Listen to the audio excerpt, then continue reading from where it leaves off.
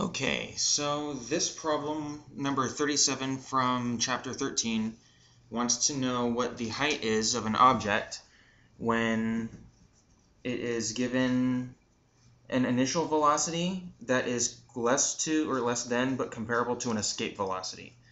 So, this can be found by using an energy equation. Since h is unknown, you have to solve this energy equation for it. It wants me to find this height, a height that is equal to this equation, and basically I just have to derive it. Since we know velocity squared, or velocity, the escape velocity squared is equal to 2gme divided by re, that'll come into play later, but for now, my energy equation is basically set up by this right here, where we have a kinetic energy and then gravitational energies. On top of that, well, basically after that, all you have to do is solve for h, where h is right here, this variable. So once you multiply re plus h out and then divide this this factor here onto the other side, you can pretty much solve for h. But the problem here is doing the algebra to be able to get this equation into this form here. Basically, this can be done by multiplying a negative 2 in to the first, this whole, what is that? Well, this whole piece here. I'm at a loss for words for some reason. But you multiply this section by negative 2, and that gives you negative gm, or negative 2gm divided by negative gm divided by r, and all of that. And then you have re out here, which is a constant, but doesn't help us because it doesn't contribute to making it look like this equation. We can't write it in terms of an escape velocity. So what you have to do is actually multiply re by the entire denominator here, creatively by 1, basically. And once you have that, all of these terms actually cancel out, and you actually do end up with h is equal to this. So that basically solves that part of the problem. After that, the second problem wants you to find the height when it actually gives you a value for the initial and escape velocities. So basically all you have to do is plug those numbers in. Once you do that, you have a height of about 10,036 kilometers. It's pretty simple. All you're doing is plugging in numbers. Then you get to part 3, and part 3 of the question wants the initial velocity. Basically, it's saying that a meteorite is falling from outer space at an initial velocity of 0. So all you have to do is really solve for VI, since in this case, actually I'll go ahead and solve that real quick. The initial velocity is actually equal to the final velocity in a way.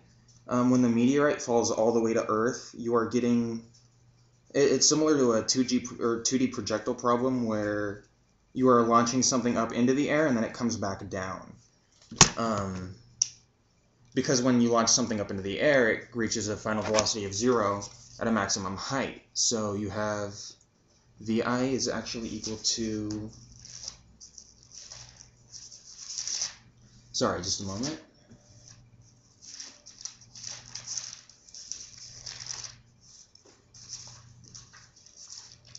Basically, you're solving the energy equation in the same way.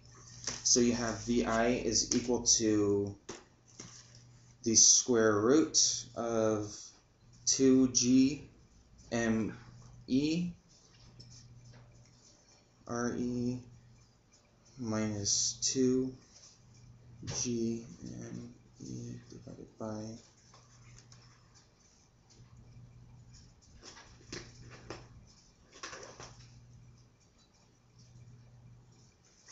you have this instead. That's solving the same energy equation for the initial velocity, or the final velocity, whichever way you want to look at it. So basically, also for this number, since they give you an initial height that they want you to find the meteorite from having fallen from, you can just plug in the numbers and you'll also get another value. Since the height they actually give you here is 2.51 times 10 to the 7th meters in the air, that gives you, well, since all the other values are just constants like g and me and re, you get a value of 9,994.18 meters per second. So that clears up part C. Then you have part D, and part D basically wants you to verify that this equation is actually equal to another one, and actually one that was based off of the 2D projectile equations, and that one was VI squared sine squared divided by 2g. I'll go ahead and write that in real quick.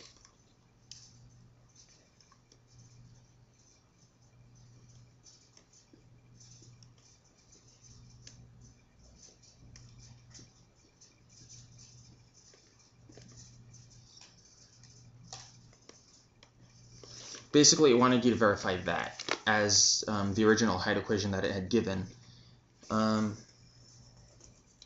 where that one was h is equal to r e v I squared divided by v escape squared minus v I squared.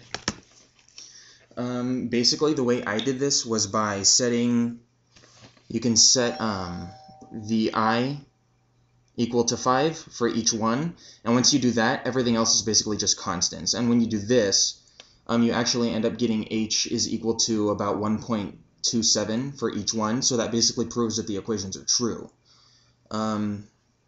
Really not that difficult, actually. I was kind of surprised. So, well, that's actually it for the problem, so I'll go ahead and just wrap it up. Thanks for watching.